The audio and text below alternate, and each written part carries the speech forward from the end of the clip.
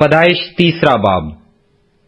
اور سانپ کل دشتی جانوروں سے جن کو خداوند خدا نے بنایا تھا چالاک تھا، اور اس نے عورت سے کہا، کیا واقعی خدا نے کہا ہے کہ باغ کے کسی درخت کا پھل تم نہ کھانا؟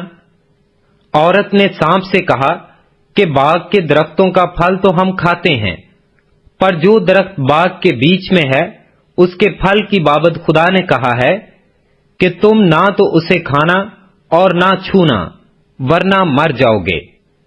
تب سانپ نے عورت سے کہا کہ تم ہرگز نہ مرو گے، بلکہ خدا جانتا ہے کہ جس دن تم اسے کھاؤ گے تمہاری آنکھیں کھل جائیں گی اور تم خدا کی مانند نیک و بد کے جاننے والے بن جاؤ گے۔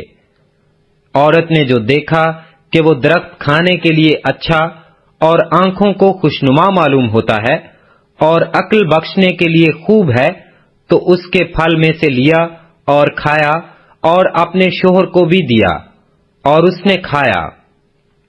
تب دونوں کی آنکھیں کھل گئیں اور ان کو معلوم ہوا کہ وہ ننگے ہیں، اور انہوں نے انجیر کے پتوں کو سی کر اپنے لیے لنگیاں بنائیں۔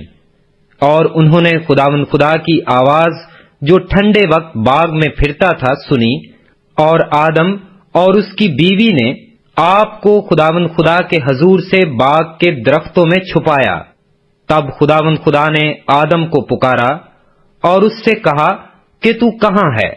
اس نے کہا کہ میں نے باغ میں تیری آواز سنی اور میں ڈرا کیونکہ میں ننگا تھا اور میں نے اپنے آپ کو چھپایا۔ اس نے کہا، تجھے کس نے بتایا کہ تو ننگا ہے؟ کیا تو نے اس درخت کا پھل کھایا جس کی بابت میں نے تجھ کو حکم دیا تھا کہ اسے نہ کھانا؟ آدم نے کہا کہ جس عورت کو تو نے میرے ساتھ کیا ہے اس نے مجھے اس درخت کا پھل دیا اور میں نے کھایا۔ تب خداوند خدا نے عورت سے کہا کہ تو نے یہ کیا کیا؟ عورت نے کہا کہ سانپ نے مجھے بہکایا تو میں نے کھایا۔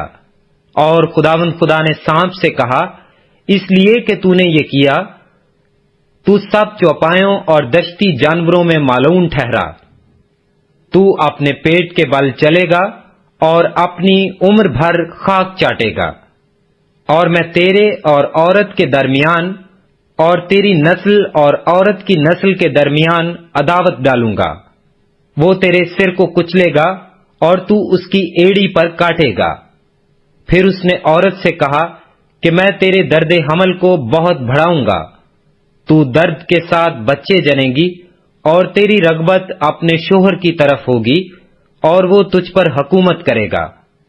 اور آدم سے اس نے کہا، چونکہ تو نے اپنی بیوی کی بات مانی اور اس درخت کا پھل کھایا جس کی بابت میں نے تجھے حکم دیا تھا کہ اسے نہ کھانا، اس لیے زمین تیرے سبب سے لعنتی ہوئی۔ مشقت کے ساتھ تو اپنی عمر بھر اس کی پیداوار کھائے گا، اور وہ تیرے لیے کانٹے اور اونٹ کٹارے اگائے گی اور تو کھیت کی سبزی کھائے گا۔ تو اپنے منہ کے پسینے کی روٹی کھائے گا جب تک کہ زمین میں تو پھر لوٹ نہ جائے، اس لیے کہ تو اس سے نکالا گیا ہے، کیونکہ تو خاک ہے اور خاک میں پھر لوٹ جائے گا۔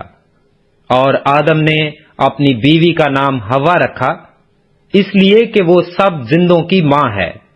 اور خداوند خدا نے آدم اور اس کی بیوی کے واسطے چمڑے کے کرتے بنا کر ان کو پہنائے۔